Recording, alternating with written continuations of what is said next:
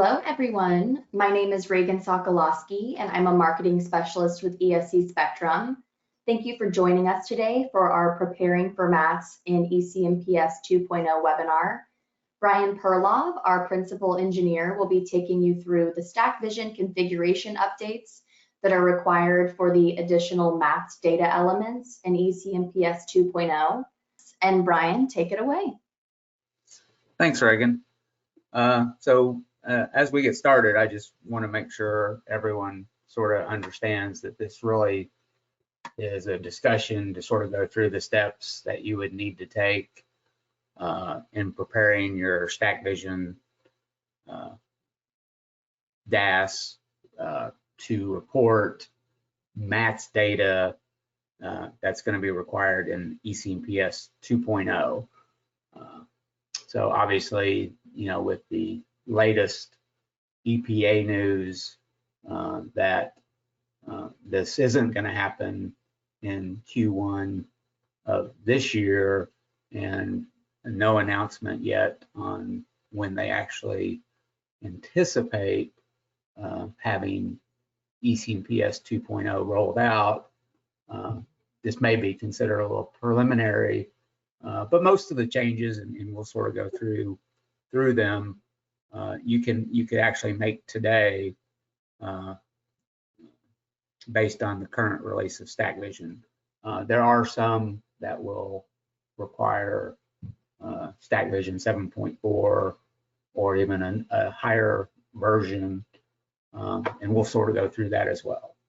So thanks for attending, and I'll get started with the details. All right, so when you look at the EDRs that will have to be reported, basically I'm going to try to break it down into the emissions EDR for ECMPS 2.0, which would include mercury hourly concentration and emission rate calculations, which are already reporting in ECMPS 1.0, but then the addition of PM data, and in the emissions EDR, that's really limited to the hourly PM concentration and emission rate calculations, in addition to the daily PM calibrations. So one of the changes, and this has actually been in the ECMPS 1.0 reporting instructions, is for the MATS monitored hourly value for the hourly mercury concentration. We're changing to report that to 2 significant figures instead of 3 significant figures. If you actually read the reporting instructions, I believe it's September 1st of 2020, the guidelines were changed that mercury concentration was reported to 2 significant figures instead of 3 significant figures, but we had confirmation from the EPA that within their check specifications for ECMPS 1.0 that they would calculate it both ways, and that if you were still reporting to 3 significant figures, you would be fine and you wouldn't get a calculation error. We weren't able to get that confirmation for ECMPS 2.0, so we made the decision that we were just going to change everything over and report mercury concentration as 2 significant figures. So I think it's important to understand sort of how that's going to work. So starting in StackVision 7.4, the EDR utility itself, when it creates your EDR, it's going to round mercury concentration to 2 significant figures. And so it will be important that the calculations are updated so that that reported mercury concentration matches what is used in the calculation. So the other thing is if the sorbent trap utility itself in 7.4, when it exports and calculates the mercury concentration, it's going to do that to 2 significant figures. So we just need to make sure that all of our calculations use 2 significant figures accordingly. So basically the change in StackVision is going to be something of this nature. So originally when we implemented and programmed systems for rounding to 3 significant figures, we started with this equation here, where we trumped the log of the absolute value of the mercury concentration, and that formula basically gives you 3 significant figures that you can see here. And we did that for a couple years until we actually had a new math function called SIG. So you can do SIG3 that would then round this parameter to 3 significant figures. So basically, if you have this really long drawn out equation, you can just change that now to SIG2 and then the parameter. If you are programmed later, then you can actually just take the SIG3 and make that SIG2. So the other thing that's really, to me, somewhat confusing, and I've talked to several clients with this, and I've talked to Chris Worley about it, but I think the consensus seems to be what I've presented here and what we've actually started setting clients up to do. But with the ECMPS 2.0, you'll now be required to report hourly PM concentration data in your MATS monitored hourly value data. And the way 40 CFR 63 subpart UUU was written in the data elements appendix E section, as well as the reporting instructions, it's basically saying that you report the unadjusted PM concentration expressed in the units of measure that correspond to your PM SIMS correlation curve. So for most, if not all, light scattered PM SIMS, that correlation is done in milligrams per actual cubic meter. For the beta attenuation, which I think the only one that we've actually integrated is the MSI beta guard, then that correlation normally takes place in milligrams per standard cubic meter. So if we follow the reporting instructions and the regs, and you have a light scattered PM SIMS, then you're actually going to report PM concentration in milligrams per actual cubic meter. And while you may be following the rule and the reporting instructions, my concern is that there will be no way for the EPA to recalculate and verify your PM emission rate calculations, because that would be based upon your milligrams per standard cubic meter, because as we all know, once you've correlated your PM SIMS to milligrams per actual cubic meter, you then also adjust to a standard pressure and temperature. So to me, the way everything's written currently, it's not going to allow the EPA to do any validation on your PM hourly emission rate calculations. All right. So, and I'll just sort of leave that as that to the side. Well, I will point out one other point. I'll go back. So the other thing, well, we'll talk about it here. I'm sorry. So the PM data, just like the mercury data, is supposed to be reported to 2 significant figures. And then you also need to make sure your equation accounts for CO2 being rounded to 1 decimal place and the fuel factor to 1 decimal place if you're calculating, if you're basing compliance on PM pounds per MMBTU.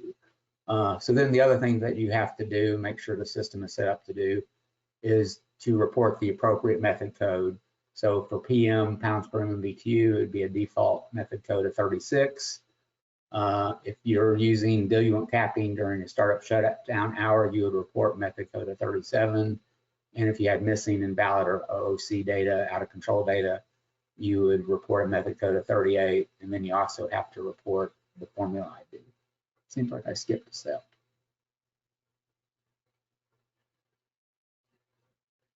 Yeah, I probably took it out, but there's method codes associated with PM concentration as well. And then you also have to report the component ID and the system ID. I think I accidentally took that out of the slide when I added all this detail. So I'll put that back in later. So getting back to where we were, well, no, it's here. That's not, well, yeah, I skipped it. So here it is. So for PM concentration, you actually have to report a Part 75 PMA according to the reporting instructions. Method codes would be 1 for the default, 34 for missing, invalid, out of control. And if you actually have an unmonitored bypass stack and your flue gases are routed through that stack, you would report a method code of 35. And then you'd also report the system ID and component ID. So far for the clients that I've done this for, the PM system is already defined in the monitoring plan, although the equation is not. So we can actually already do the system ID and component ID configuration for that. So again, we sort of already talked about this where you would round the PM concentration. Now, and getting back to sort of what we talked about to begin with, that sort of creates a dilemma because, okay, I'm complying with the EPA and I'm reporting my PM correlated concentration to 2 significant figures, which that's part of it too. I don't have it documented here, but you actually report the PM concentration of 2 significant figures. But then I'm actually using my PM correlated and standardized concentration to do my calculation. So at least I believe the intent would be that your final PM concentration value, which is correlated and standardized for temperature and pressure, I believe the equation should be updated so that you're basing that on the PM, on that PM concentration being rounded to 2 significant figures as well. Let's see, so PMRE, which is basically particulate matter in pounds per megawatt, basically very similar. You would want the PM concentration rounded to 2 significant figures, thousand place, fuel factor rounded to 1 decimal place, and similar method codes where the default is 36, missing, invalid, and out of control would be 38. And then if it's a startup shutdown hour where you've used the minimum electrical load, then that's a value of method code of 39, and then formula ID as well. So the other thing that most configurations that have been that are in place are set up to only report mercury calibrations that are online. But beginning on or after September 9th, 2020, mercury and PM data calibrations may be performed offline.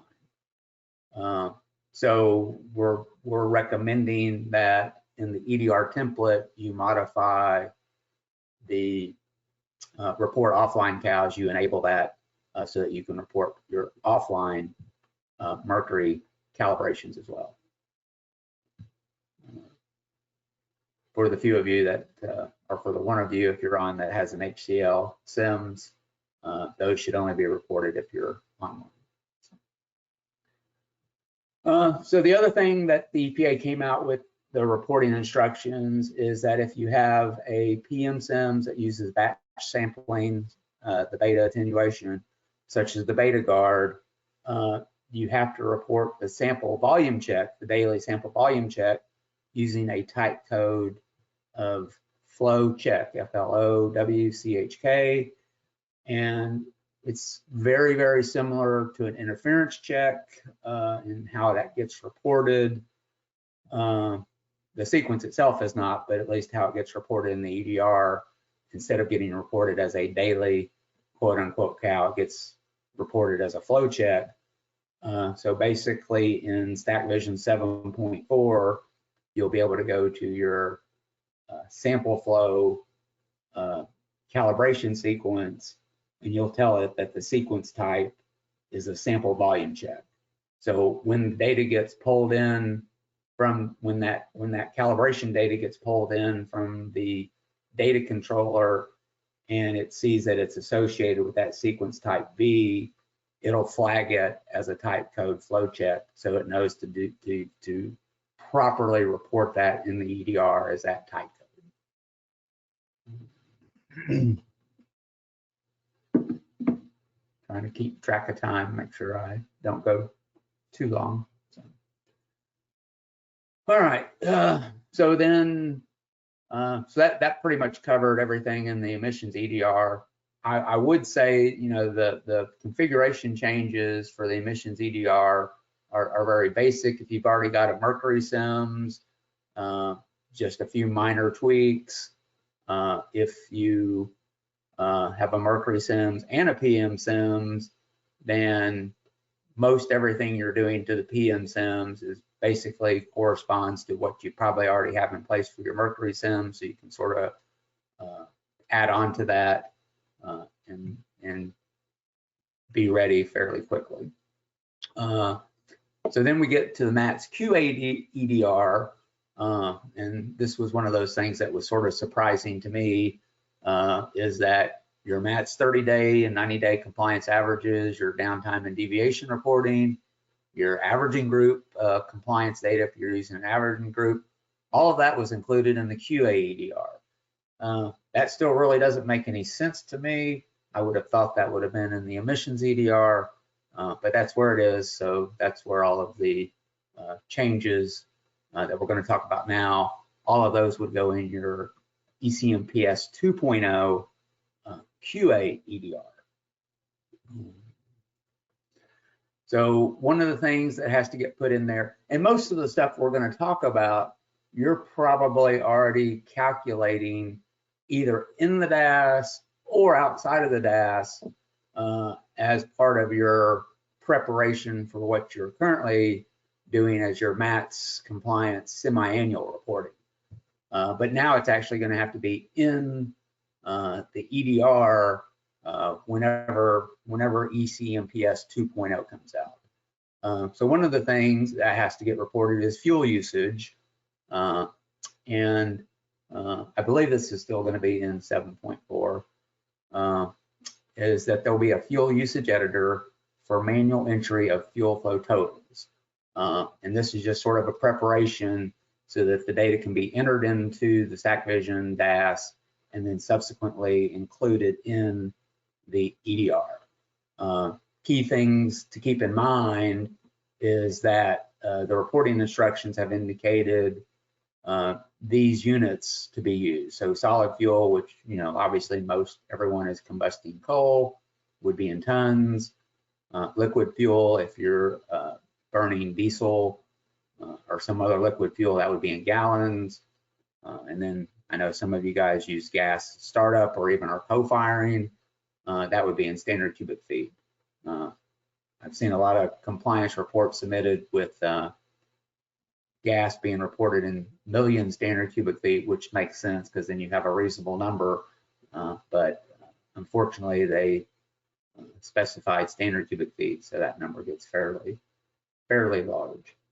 One of the things I'm recommending is, if you do have these fuel flow signals coming into the DAS, is we can go ahead and set that up to total those, and eventually potential future StackVision enhancement will just grab that data from the cumulative emissions database and automatically populate this fuel usage editor.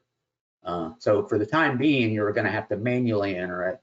And basically, we made that decision just because so few clients have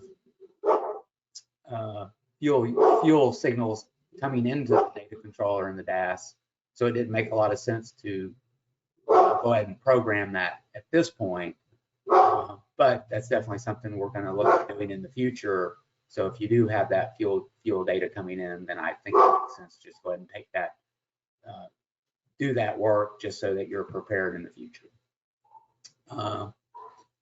So one of the other things, and this is only required if you're using the alternative Mercury Lee compliance option, is that you have to report the amount of bypass hours for the calendar year as a percentage of the EGU's annual operating hours where only clean fuel is combusted.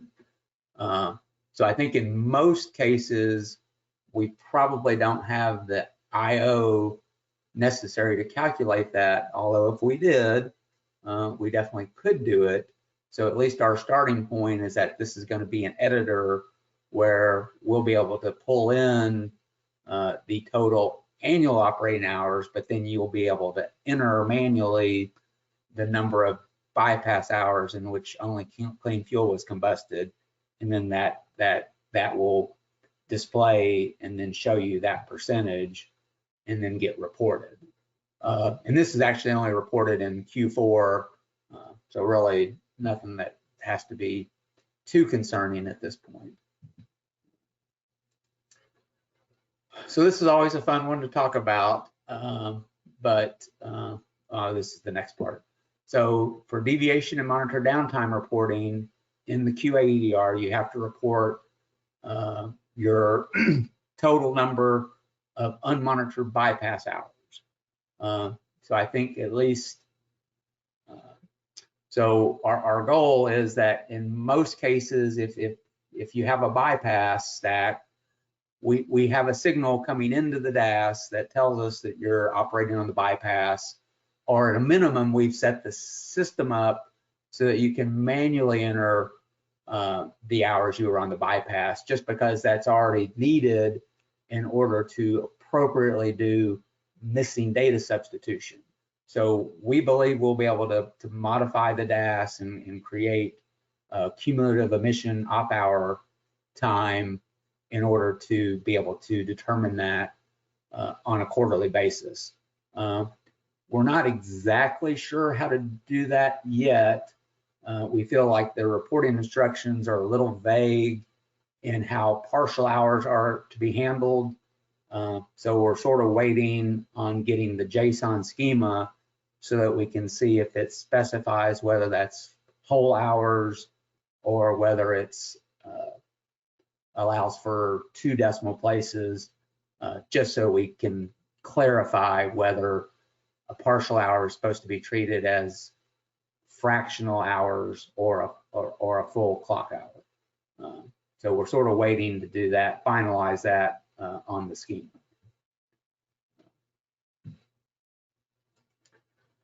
All right, so then the next thing that has to be in the QA EDR is reporting the total number of hours of downtime and reporting the total number of hours of monitoring deviation. And this always gets a little cumbersome, in my opinion, to explain, but the way I always like to think about it is that any time that you have data that's considered that's missing, invalid, or out of control is downtime. And then a deviation is a subset of that. So data that is missing, invalid, or out of control is always downtime, but then only a portion of that is necessarily classified as a deviation. And I sort of took out of the subpart, I took sort of a clarification of that, where they basically say monitoring system malfunction repairs are both deviation and downtime, and then out of control periods are both deviation and downtime. And then everything else they just specify as downtime. Non-monitoring equipment malfunctions, QA/QC activities, routine maintenance, they just say that's downtime.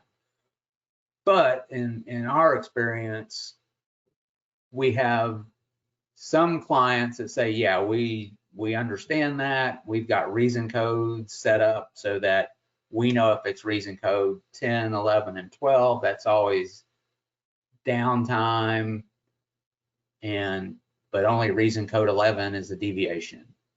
So for those, we could have probably just used reason codes to figure out the number of hours of deviation. But we also had some clients that said, well, reason code 12, that could be a deviation, or it could be not, or not, it might not be a deviation. It might only be downtime. And they were manually, or are manually, going through all of that downtime and determining whether it's a deviation or not, and sort of doing that reporting outside of the DAS. But since it has to be done in the EDR, we needed a clear way of making sure when that EDR gets generated, we properly knew what what you deemed to be a deviation was. So starting in StackVision 7.4, there's going to be a new field in the database.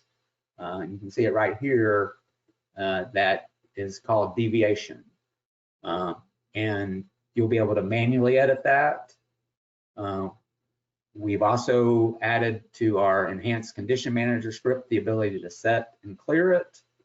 So basically, if you look at this data lab view right here, assuming these were the only hours that you had downtime data, you would basically have 5 hours of downtime and then 3 hours of deviation. So it's going to be able to look at these, the deviation field, and obviously the missing, invalid, and out of control field, to determine the number of hours of downtime and the number of hours of deviation. Okay. So again, that'll be handled as part of the QA EDR for ECMPS 2.0.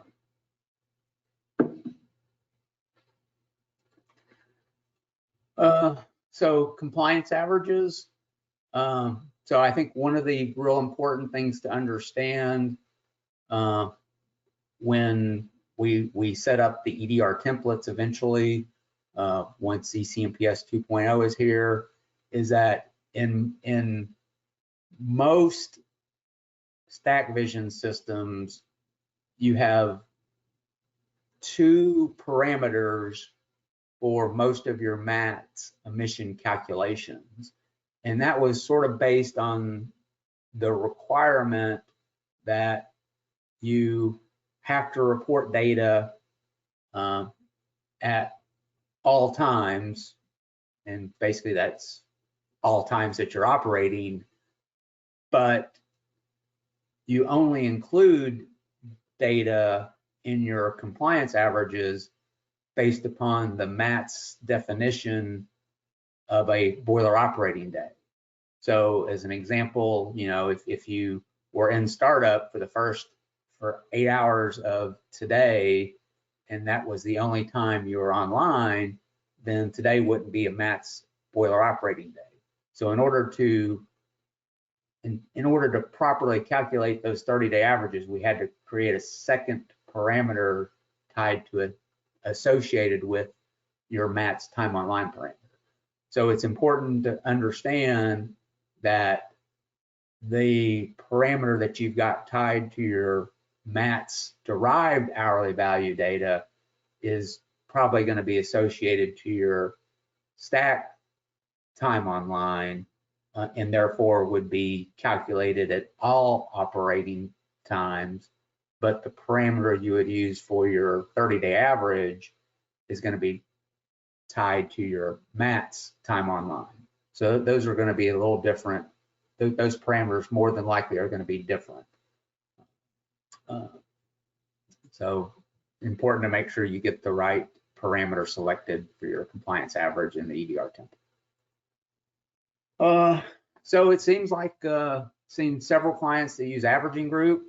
So the EPA did under MATS allow you to combine several units into an averaging group and comply with MATS compliance using the average based upon multiple units.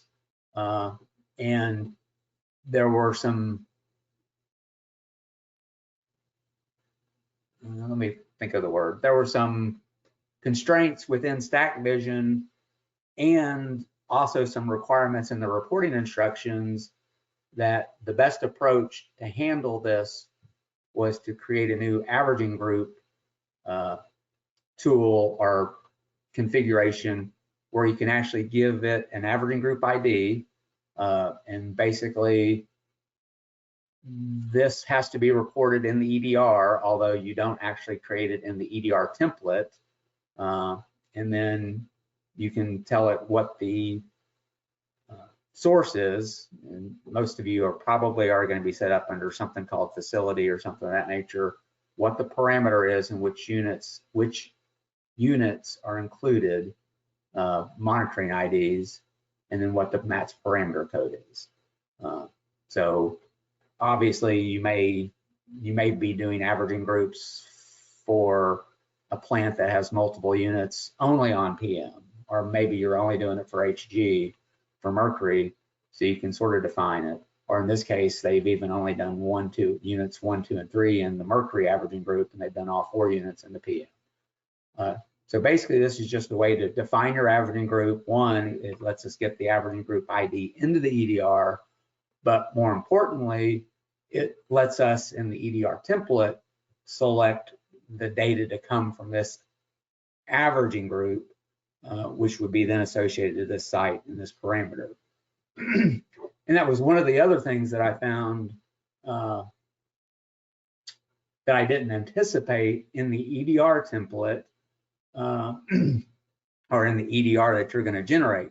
If you're using averaging groups and you've got 3 units that are in that averaging group, you actually report individual EDRs just like you currently are, but then the averaging group 30-day average or 90-day average gets included in all 3 EDRs. So it's not like either a multi-stack or a common stack where you end up combining everything into a single EDR. For MATS averaging groups, you still have separate distinct EDRs, but you end up putting these same 30-day or 90-day averages in each EDR.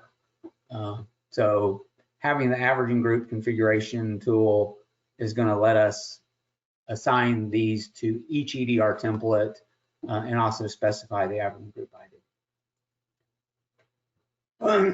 And then obviously there's going to be a MATS EDR template, or there'll be additions to the EDR template to allow this MATS data.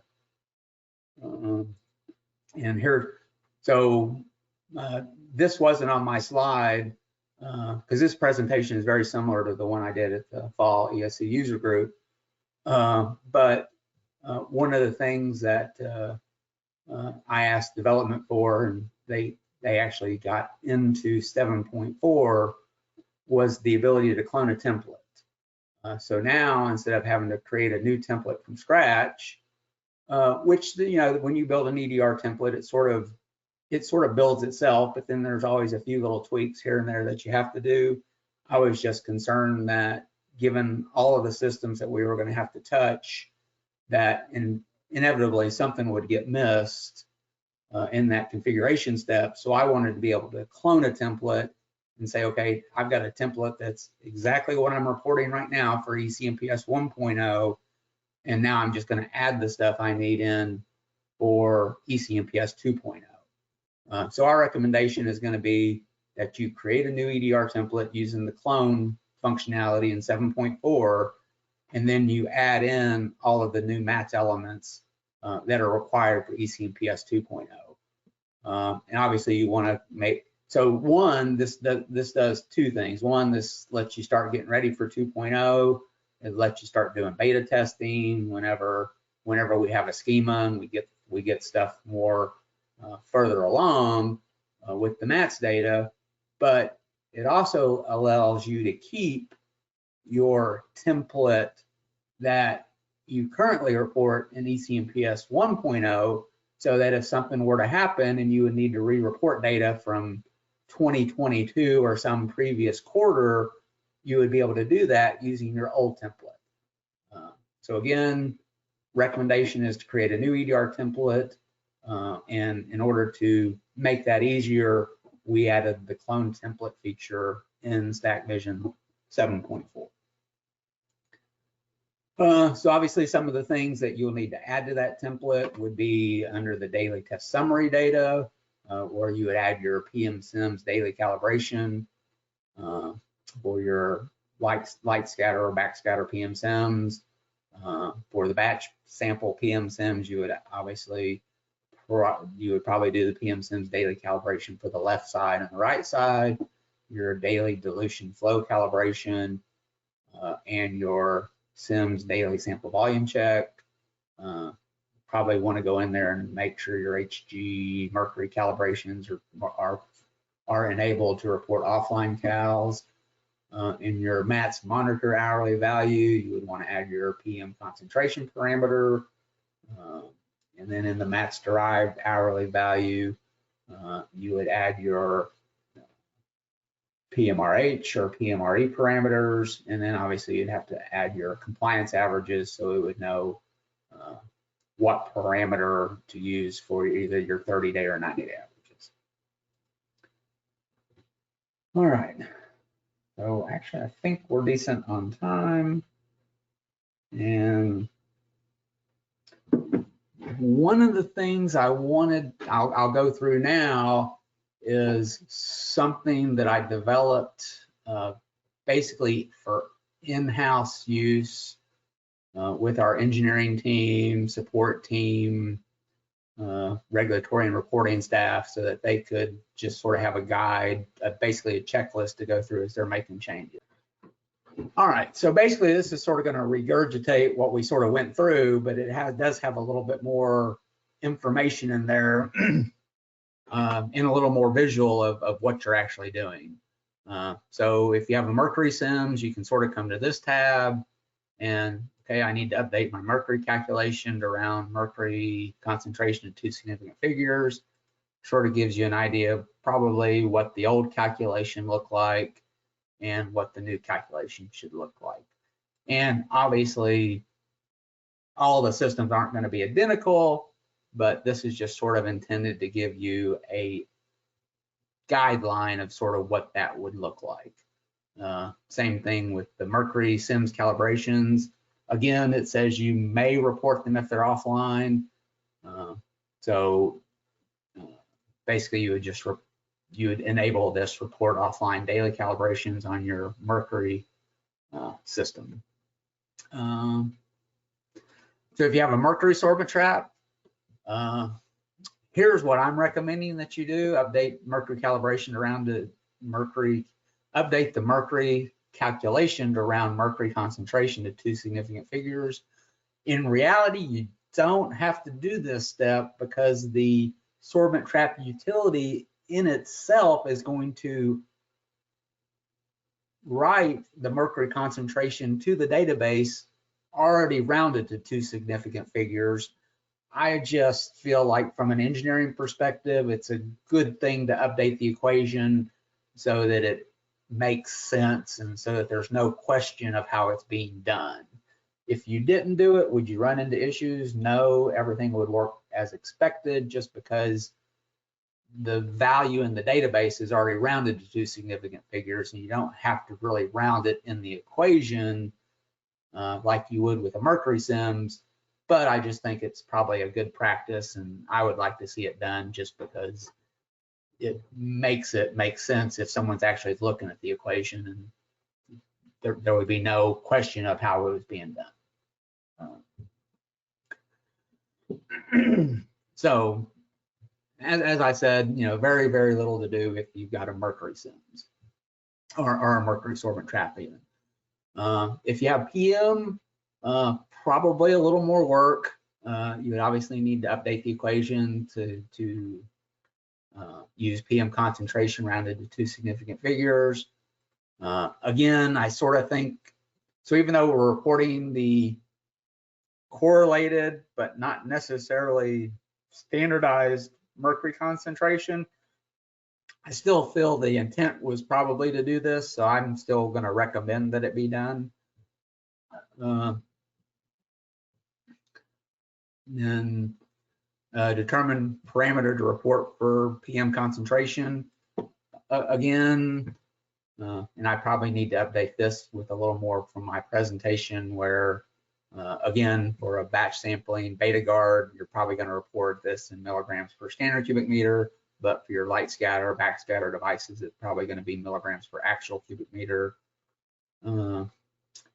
Add logic to apply method codes for mercury concentration where the method code is 34 for missing and valid. If you already have a mercury SIMS, you probably already have a condition manager that's doing this for your mercury concentration, but I still have an example here of what that would look like, just as an easy reference. Same thing with PM pounds per MBTU, where you have to add the method code of 37 for startup shutdown hour where the cap values are used, or 38 for missing and valid. So that's sort of what that would look like. Basically the same thing for pounds per megawatt with 38 method code for missing and valid data, or method code 39 for startup shutdown hours where you've used the minimum default electrical load. Again, you can sort of pop this out and you'll get an example of what that looks like. Set up part 75 PMA on your PM concentration parameter. So very basic, where you just, if it's not already, you have to set the parameter daily record and PMA enabled.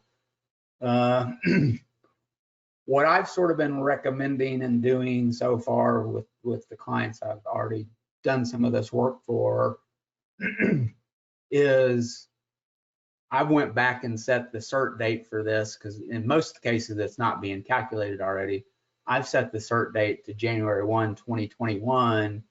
That way, when you start reporting, it's based upon the 3 years of look back already, as opposed to starting at January 1, 2024. So that does entail a little extra work, because you got to go back and run the parameter daily record on that. And in most cases it's locked, but you can work around that and go from there. So, but again, doesn't really make sense to do that, but that's in the reporting instructions. So, so very basic stuff. Add the system ID, component ID from the monitoring plan to the PM concentration parameter. Again, that is probably already in your monitoring plan, so it could be done now. Oh, I forgot to tell you. Okay, so I'll show it to you again. So this column is pretty critical to me. Everything that's a no, you can actually do today. You know, StackVision 6.18, 7.0, 7.1 doesn't really matter. You could go ahead and do this step now. If it says yes, so those that are a yes, like here, this will not be available until StackVision 7.4. Okay, so next step we skipped was adding the formula ID.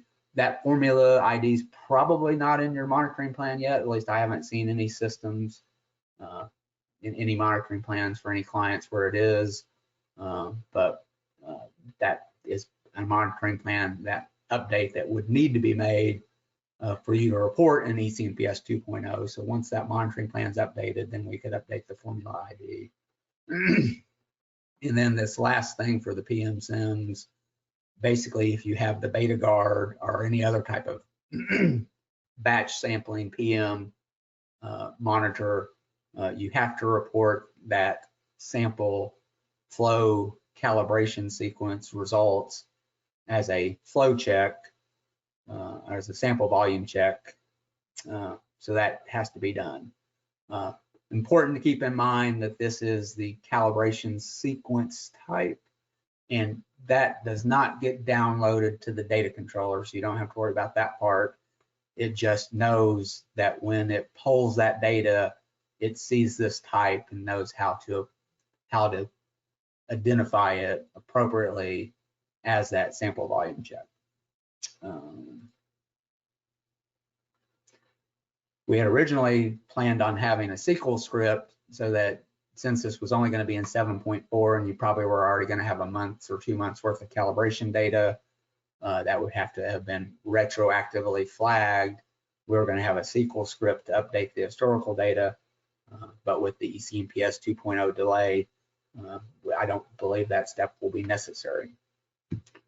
I have a small section in here about the CPMS, but since there's only one client with 2 plants and maybe 2 or 3 units that's doing this, I will skip that section. Averaging group, we already talked about some. So basically there's going to be a configuration section for averaging groups where you basically define the ID. Again, that's not specified in the monitoring plan.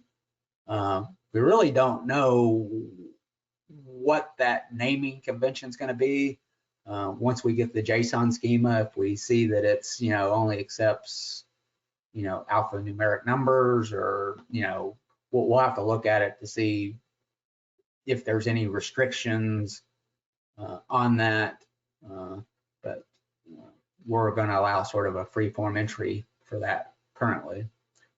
Basically the averaging source, the parameter name, which monitoring locations are included, and then basically the regs allow you to have a non-Part 75 unit in that averaging group. I don't know that anybody's doing that, but if that's the case, you'd be able to enter that reporting ID, and then obviously which parameter code, whether it's mercury, PM, or SO2 that you're using with the facility average. Okay. Fuel usage, again, we sort of talked about that. We want to be able to calculate cumulative emission 1 month totals on any fuel data that you have. Again, most systems don't have that type of information, but if you did by chance have an oil flow signal or a gas flow signal, we could sort of go ahead and do those calculations. Even though the editor is going to be completely manual entry for now, that's just sort of a, well, yeah, let's go ahead and just start calculating those so that if we can tie that in later on, if we feel like there's enough clients that have that type of data in the DAS, and we can do that later. Big footnote on that is to just, again, make sure that you understand the unit of measures that the EPA wants that data reported in the EDR. I'm going to skip the unit info section. We sort of already went over that, but this is sort of a little more detail on that.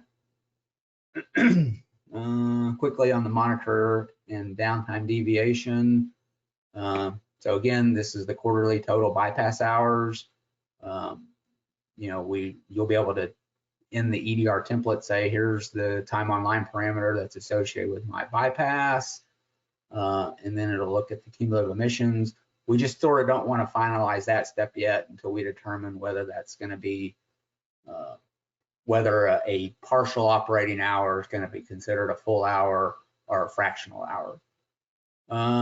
And then the total hours where monitoring requirements not met, the MRNM, where we want to be able to, in the hourly database for our downtime parameters, we want to be able to identify that as the deviation. So basically there's going to be this new enhanced condition manager field called DEV that you can either set or clear to automate that process. If as an example, reason code 12 was always going to be considered a deviation, you could automate that.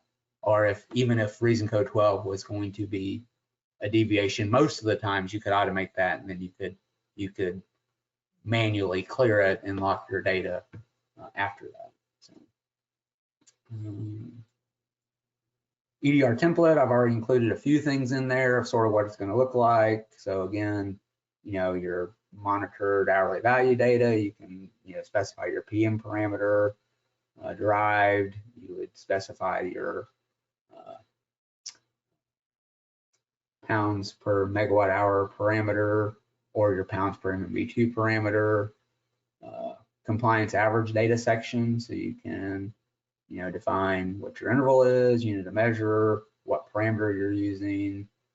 In this case, it was a unit level and not an averaging group, but if you were using an averaging group, you would have left the parameter blank and you would have specified the averaging group ID, and then it would have actually correlated that averaging group ID here to the source and parameter here. So that'll sort of tie this averaging group ID here in your compliance average settings will tie that back into the averaging group configuration you've done here. Yes, we do have some questions over here. This one is from Eric Bowers. He said, in 7.4, will the EDR automatically round HGC to 2 sig figs for both XML and JSON formats? That's my understanding, yes. Okay. And then we've got one, does PMA imply MD sub? So yes and no. So, you're calculating your percent monitor availability. So if the data is missing and invalid for your NOx pound per MMBTU or your SO2 ppm or one of those values, then hours where you're missing and invalid would be substituted, so your PMA would be going down. Or all of your MATS data for your mercury concentration, your PM, those aren't substituted data. So while you'll be, for hours that are missing and invalid or out of control, while your PMA would be decreasing because of the invalid data, instead of being substituted, it would get reported as downtime and even potentially a deviation depending on the reason for it being missing and invalid. Okay.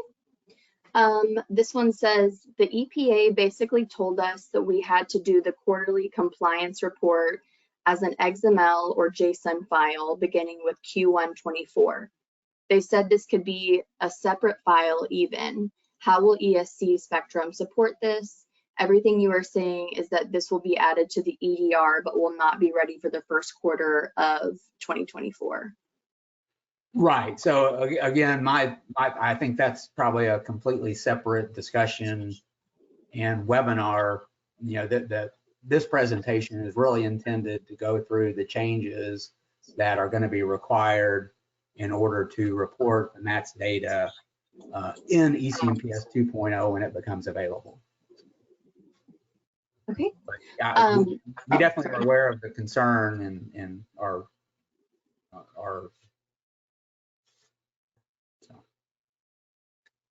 will your spreadsheet be made available to clients?